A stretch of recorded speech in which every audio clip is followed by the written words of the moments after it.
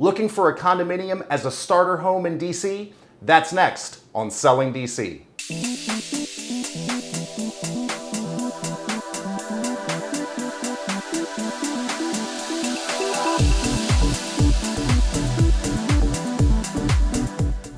I'm J.P. Montalban, and thanks for joining us on Selling DC.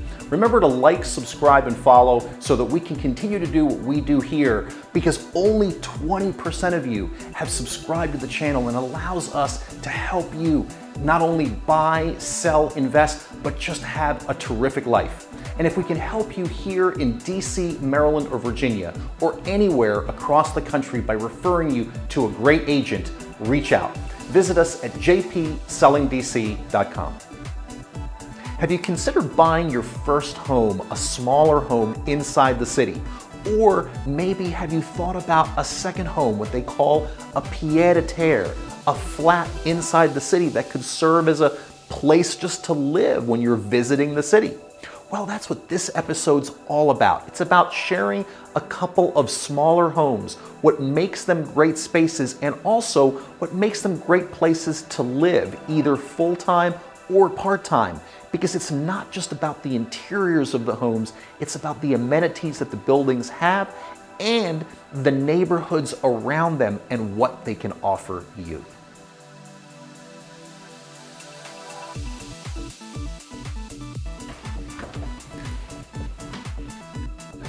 So Brantley, when Jasmine decided that it was time to sell this great condo, she reached out to our team for help. Absolutely. So we sold her this condo 4 years ago, and she decided it was time for a change. So she called me a few months ago, and we jumped right in. We brought our staging partner in, and we decided that we could really use her furniture because it gave the place a very comfy vibe and showed a lot of her personality. We just needed to make it picture perfect.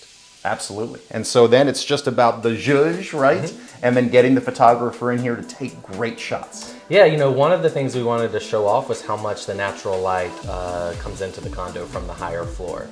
So the way that we stage was really about reflecting that light and making a somewhat small space feel very spacious and comfortable.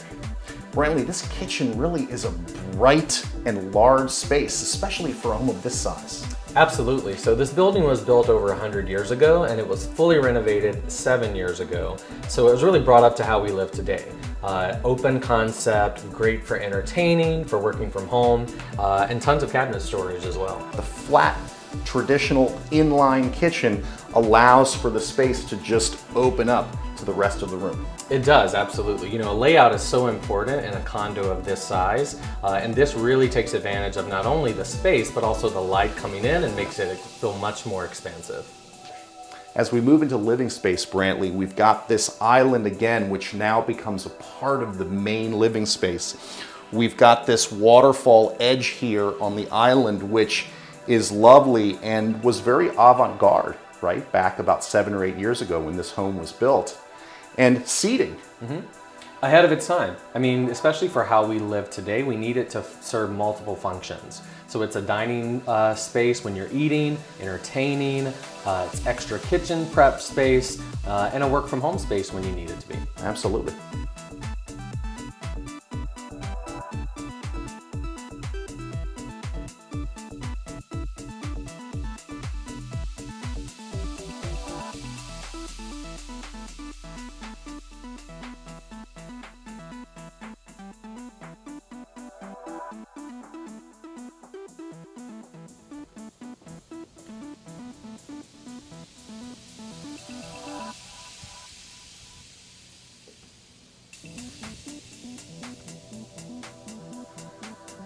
This is really a fantastic outside space, and it really is important as people are thinking about homes to consider, does the building have outside space?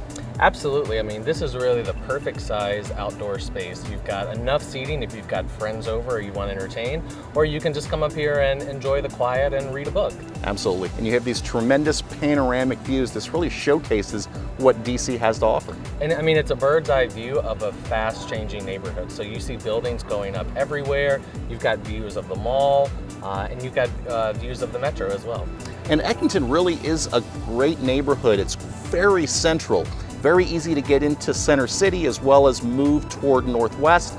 but also right on the other side of the tracks, because Union Station and the alignment is right there, H Street, northeast, southeast, southwest into the waterfront. Absolutely. You can get to almost anywhere you want in the city from this neighborhood. And I think one of the things that people like about it most is it's a small, kind of quintessential DC neighborhood. It's got a residential charm to it, but it's also walkable to amenities, retail, the metro station, and pretty much anything else you need day to day. Fantastic.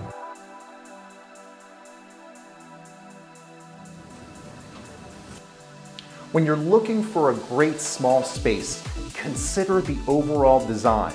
What makes this space really work is its overall length, because it allows this living room to be distinct and offer great layout potential, while at the same time giving a separate dining space. We have a round table here, but this could be a rectangular table that seats 4 or 6. I also like the fact that the bedroom is not closed or with a traditional door. This wide space allows for the south-facing light to really come in and envelop all of the spaces together. So consider, compare, contrast homes as you're looking at them, because you might find the length of home and the distinct spaces, even in smaller spaces, will work best for you.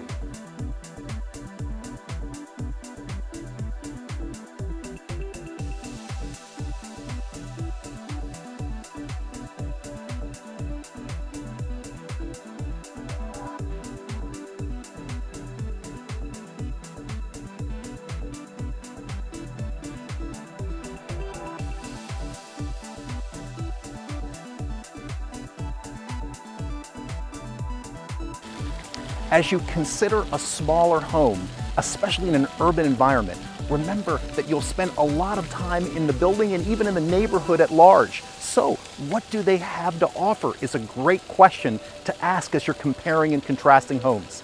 Here at Van Ness East, great amenities, a beautiful courtyard leading into a lovely lobby, 24-hour concierge for all your packages and any help that you may need. You've got a community room, swimming pools, even an underground tunnel that takes you just a few steps from metro, shops, and restaurants. And behind us, set against the building, we have Rock Creek Park, which is over 1,000 acres of hiking and biking trails, recreation, concerts, horseback riding, everything you can imagine to live and play. So compare and contrast neighborhoods, amenities, and what kind of life they could offer you. The Van Ness Main Street concept here in Northwest DC along the Connecticut Avenue corridor created fantastic restaurants and shops around what was known for Metro, the University of the District of Columbia, as well as the Howard Law School. Now it's a great place to work and live. So there you have it, 2 small homes in 2 different neighborhoods of Washington, D.C. They could be great first homes or second homes, pied-à-terres, when you're visiting the city. What did you think? What were your favorite spaces? Comment below. We'd love to hear from you. And what questions do you have, whether it's a first home or a second home?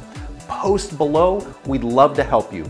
Remember to like, subscribe, and follow if you liked this episode. Subscribe so that we can stay in touch and continue to do what we love to do here. Share stories of people just like you buying, selling, investing, and doing what makes for a terrific life. And if we can help you here in DC, Maryland, or Virginia, or anywhere across the country by introducing you to a terrific agent, reach out. Visit us at jpsellingdc.com. I'm J.P. Montalvan. See you next time on Selling DC.